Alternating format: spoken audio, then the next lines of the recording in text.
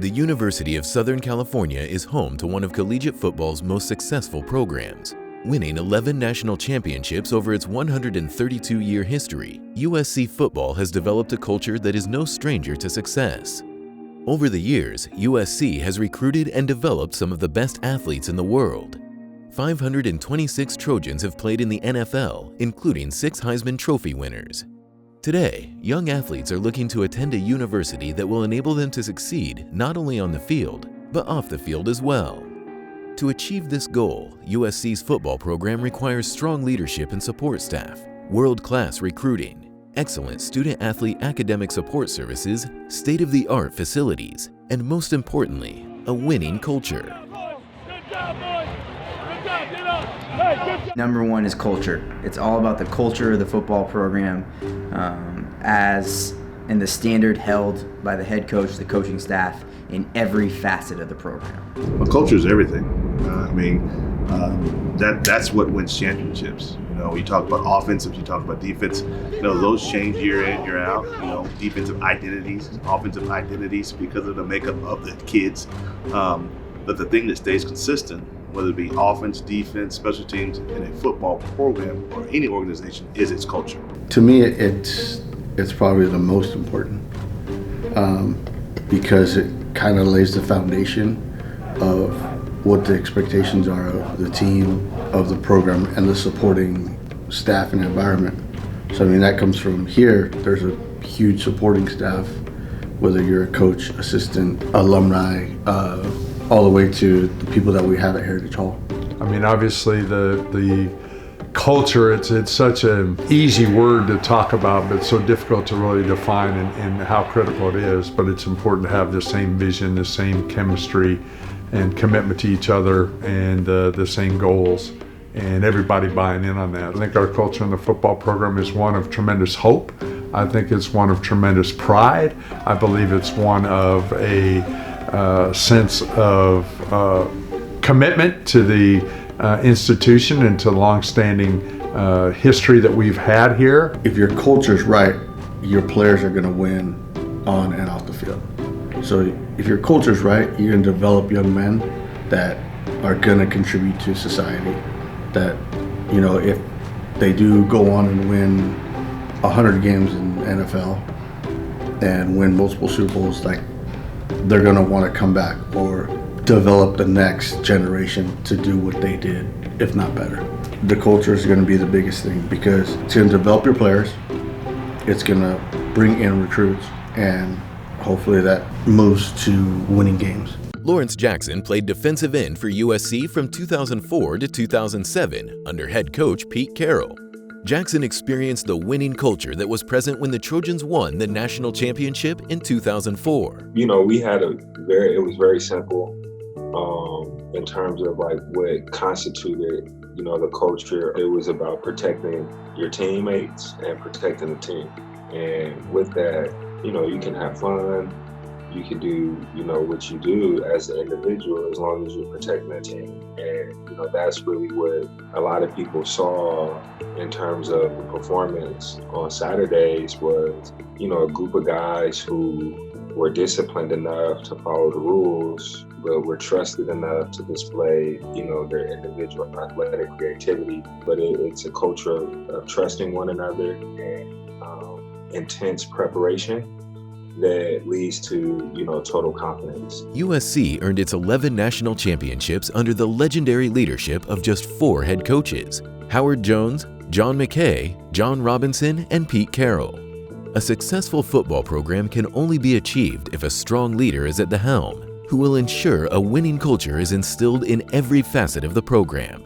Following a disappointing 2018 season where the Trojans finished 5-7, fans called for the firing of Helton and the hiring of a new head coach that would return USC to the wins it experienced under Carroll's 9-year regime. The biggest thing for me about the championship talk, what we need to do to get back, is take a step back away from the Pete Carroll era and understand that the same things that we're criticizing Coach Helton for about, his Rose Bowl win, and if you are judging success by national championships, Coach Carroll only has one outright national championship, right? However, we treat him as if, you know, he won, you know, 3 or 4. You know, we had success, but it wasn't, you know, the Alabama type success of recent years. But unfortunately, when you look at the measurements of, you know, championships, you know, Alabama is superior. On December 5th, 2019, less than a month after starting as USC's athletic director, Mike Bohn has announced that he is retaining head coach Clay Helton for the 2020 football season.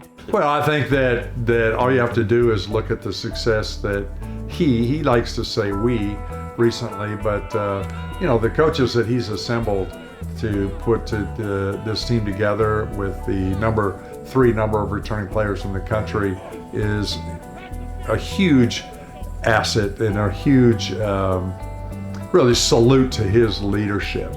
And when you understand that he had the ability to pull all those people together in those challenging times, I think says a lot about him as a person, as a leader, as a coach, and it validates him in a big way. And that's why I'm very excited about our promising future. It starts with the head coach and giving us a vision, and then all of us staff coming together and implementing ideas, rules, regulations that point us in the direction of getting that.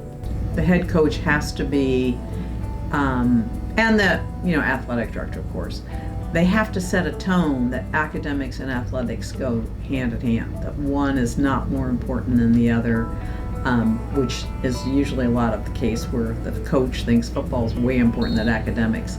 I think that we're lucky in Coach Helton in that he recognizes, the belief that I have, which is that you don't compartmentalize. You're a self-regulated learner, you're a self-regulated athlete.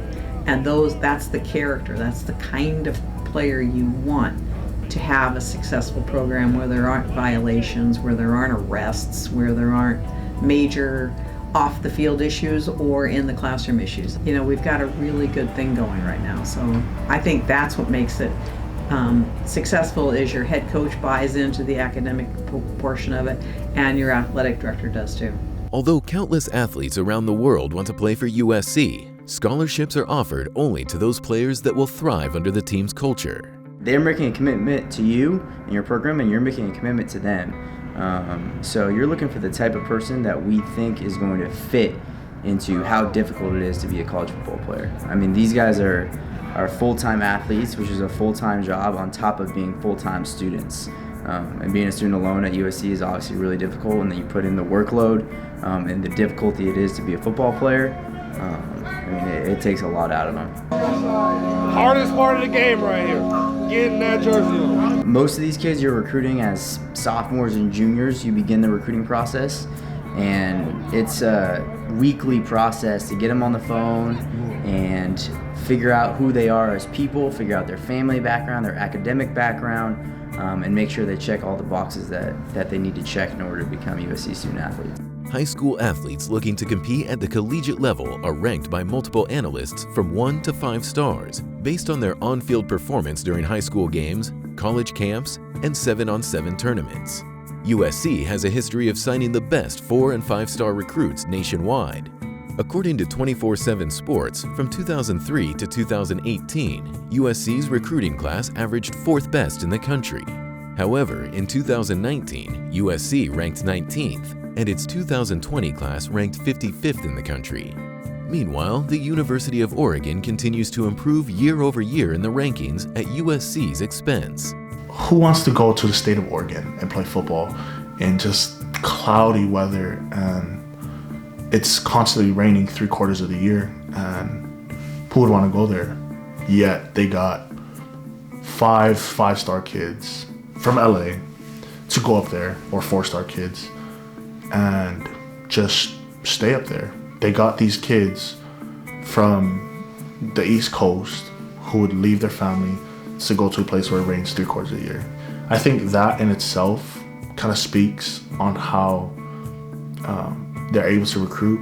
Since 2001, USC successfully recruited star quarterbacks Matt Leinart, Matt Barkley, and JT Daniels from Mater Dei High School, a 35-minute drive from the campus. In July 2018, Bryce Young, a 5-star recruit, as well as the nation's #2 dual-threat quarterback, committed to USC. For more than a year, Young helped recruit high school athletes around the country to commit to the Trojans. In a shocking turn of events, on September 22, 2019, Young announced he was changing his commitment from USC to Alabama. If you so good, why don't you come here and compete for a job and help restore the glory? And if you do that, you live forever. So you got a lot of cats who don't want to live forever. It ain't about what USC can do for you. We know that. It's about what you can do for USC. So all the ballers out there, that think they're good going to other schools and stuff, it don't matter if you win a national championship at Oregon if you live in California. You win a national championship at SC, and you come, go pro and you come back home, you always got a home. Recruiting, you're building a team. So, a lot of times fans look at rankings, they don't understand the whole concept of what a school is trying to do, what the school's agenda is. There's always factors that the fans and the recruiting rankings don't account for. A lot of factors, but they definitely play a role. It's just, I think you have to take the recruiting rankings not as blood. You got to take them as with a grain of salt. Why wouldn't you choose USC? Look at our proven history. Heisman trophies, NFL players, the ability to create an experience. I mentioned before, playing in what I believe is the most iconic stadium in the country, in the country's finest city for sports, and the ability to take all the equity associated with USC academically, athletically, socially, and build that into your own brand is invaluable. And I believe we provide a level that is completely unique and exceeds our competition. In 2012, USC opened the John McKay Center. The $70 million, 110,000 square foot facility features an indoor football field, academic support center for student athletes, training rooms, locker rooms, student lounges, and nutrition centers. The McKay Center serves as a testament to USC's commitment to sustaining a world-class football program. It kind of just brought it all together in one place. We brought academics on the first floor, so everyone we got to interact with in all sports was on the first floor. You knew exactly where everyone was, all the counselors, all the computers, where to go. Then we have the football meeting rooms, our head coach's room and the position coach's room, and you have the big TVs in the front. Then you go downstairs and you go through the locker rooms, and when you go down that All-American walk, take a right and you just look down and there's an underground turf field. Then you go into the weight room and it's big enough to fit two teams where we can work out simultaneously. Then you go to the right and you're in the biggest training facility I've seen personally.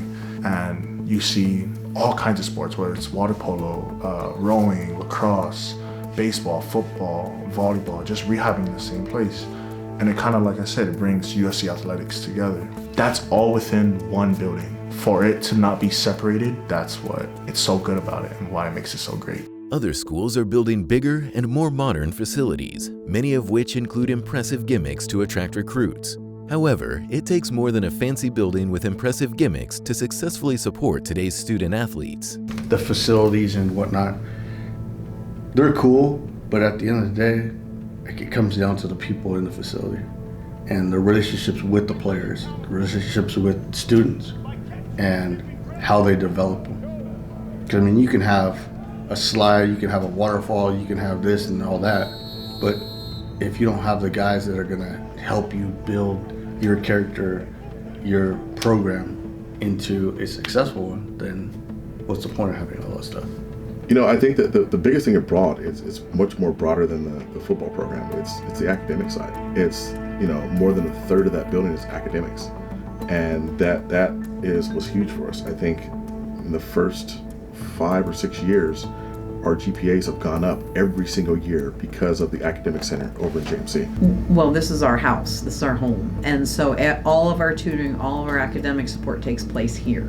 And the fact that it's such a nice facility really helps us because we can have all of our learning specialists have their individual offices, and then we have our own small computer lab, and we can offer a lot of one-on-one tutoring out in the general area. and then they can go to the other side where we have the tutorial services, and they can get content area tutoring over there. The athletic department's role in maintaining the health, safety, and conditioning of the football team does not conclude at the end of the season. It is a year-round commitment. As soon as we're done, like after the Holiday Bowl, we had a couple weeks, the players had a couple weeks off, but we came back, got things ready and prepared for the winter workouts. They're in the middle of winter workouts now. We're going on the field twice a week for team runs and activities, so you have to get ready for that. And then there's recruiting going on, so there's always something going on. It's a year-round job, for even though football's not in season, there's something always going on. USC's culture is steeped in tradition. USC has never wavered from its traditional cardinal and gold uniforms, and there are no plans to do so in the foreseeable future. When you see us play on Saturday, if there's no sound on, you glance at the TV, you know it's SC. I think we just say that, you're coming here to a place where you're going to wear the same jersey that got great players that are playing in the National Football League or in the Hall of Fame now have worn, and you're wearing something that is, totally iconic, where you're not I always say that if you're changing uniforms and changing colors and doing different things, you've got to try to sell your product, and we shouldn't have to sell our product. We're SC, and so we shouldn't have to try to sell it. A lot of people hate, oh man, I wish they switched our uniforms. I wish they switched our color combinations. Well, I love it. I just love how traditional we are. When I came to USC, I knew exactly who I was going to play for. I was playing for the people before me, the people that's after me, and so when you think of that and you think about, wow, the next guy's wearing 56, he's like, who wore number 56 before? Oh, Jordan Stephen. If I can leave that reflection of just how people can't wear 55 anymore, and just knowing those kind of things and knowing what if I was able to get my jersey retired or something like that is the best feeling ever. And so wearing cardinal gold has just so much meaning to me, and that's why I love this school so much. In order to stay competitive with other elite football programs, on September 5th, 2013, USC expanded its footprint to the other side of Exposition Boulevard, entering a 98-year lease with the Los Angeles Memorial Coliseum. As part of the lease, USC committed to a minimum of $70 million in renovations. Flush with cash from the university's $6 billion fundraising campaign, USC spent $315 million renovating the stadium and now has one of the best football stadiums in the country. Having wonderful facilities is a huge piece of the arms race across the country. I personally believe that the Coliseum is the finest college football venue in America. It has incredible history. I mean, we've had a World Series there, we've played Super Bowls there, we've had 2 Olympics in there, having a 3rd coming up, and having that iconic flame at the end of the stadium through the cauldron. I think no one else in the country has that. And so I believe that on top of all of our other wonderful facilities is certainly essential to have that for our student athletes, because you want to set them up and have them visualize themselves competing and growing through those venues so that they can be successful. It is better than any other stadium, and I can say that without a doubt. I've played in Arlington, I've played in the Rose Bowl, I've played in the Pac-12 Championship. Nothing beats a colleague game versus UCLA and Notre Dame, or Utah. Utah's up there too. Those 3 games to me have always been my favorite games to play, always. When you walk through the tunnel and you get out and you run out, you just can't believe how the aura and the presence of greats you're in. You pass by the greats. You pass by Junior Seau, Chris Claiborne, Carson Palmer, Troy Polamalu, guys like that. You're just running past, watching them man, they played right here. And so you just walk in and, you see the torch up, the 2 screens, and you just see a sea of cardinal and gold. And to me, that is by far the best feeling in the world. And then playing in front of them, playing in front of our fans is second to none. It's just the best feeling ever. As part of his winning culture, head coach Clay Helton continues to implement the changes necessary to return USC football to the national championship game. Replacing a majority of his assistant coaches within 3 months of the end of the 2019 season, Helton is building the staff necessary to end USC's 2-year recruiting slump. USC has invested heavily in its facilities and has the support staff and services to educate and ensure the success of its student athletes. Everyone within the athletic department needs to work together, as each component is important to accomplishing USC's goal of returning to the national championship game. Let's go! J-Day, you got it! You got the count! 1, 2, 3! Fight on, Rosie! I mean, fight on the victory! Our alma mater, dear, it's up to you! Yeah!